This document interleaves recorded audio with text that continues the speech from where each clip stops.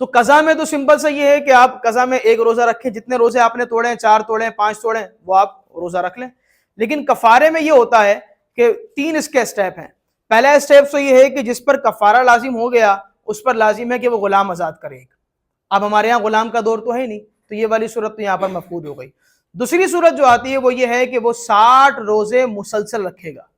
اور اس میں ایک اور مسئلہ بھی یاد رکھ لو جو آپ لوگوں کے لیے بڑی آسانی کا سبب بنے، وہ یہ ہے کہ اگر مثال کے طور پر کسی نے 40 روزے رکھ لیے اور 41واں جو روزہ تھا اس نے چھوڑ دیا، تو اب دوبارہ گنتی اس کی شروع ہوگی 1 سے، پھر دوبارہ کرے گا وہ. ایون یہ کہ کسی نے جو ہے نا وہ 52-53 روزے رکھ لیے اور اس کے بعد ایک دن گیپ کر لیا، بھلے بیمار تھا کچھ بھی تھا، تو اس پر دوبارہ لازم ہو گیا بھائی دوبارہ 1 سے کاؤنٹنگ شروع کرو. تو اسی لیے کہا جاتا ہے کہ بھائی کفارے والے کام ہی نہ کرو، کیونکہ شریعت نے بعض سزا ایسی مختص کی ہے کہ جو انسان کے لیے مشکل ہے، تو مشکل کرنے کی وجہ یہ ہے کہ بھائی سامنے والا اس سے اپنے آپ کو بچا لے. تو لہذا 60 روزے کفارے کے رکھنے ہوں گے، اور اگر ایک روزہ مطلب کفارہ جو لازم ہوا تھا وہ ایک روزے کی بنا پر ہوا تھا تو پھر ایک روزہ الگ سے رکھنا ہوگا.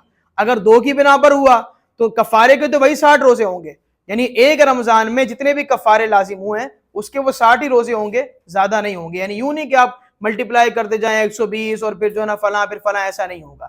تو وہ 60 روزے الگ ہوں گے، اور جتنے روزے آپ نے کفارے کے پیچھے توڑے ہیں تو وہ روزے الگ سے کاؤنٹ ہوتے جائیں گے. تو یہ صورت نہ پائی جائے تو پھر آتا ہے 60 مسکینوں کو 2 وقت کا کھانا کھلانا، تو وہ صورت بعد کی ہے. پہلے تو اگر بندہ اس پر قادر ہو تو یہ لازم ہے. اگر اس کو چھوڑ کر ڈائریکٹ وہاں پر کود کر جانا چاہے تو وہ اس کے لیے جائز نہیں ہے. اس کے 60 مسکینوں کے پیسے بھی گئے، تب بھی اس نے 60 روزے یہاں پر رکھنے.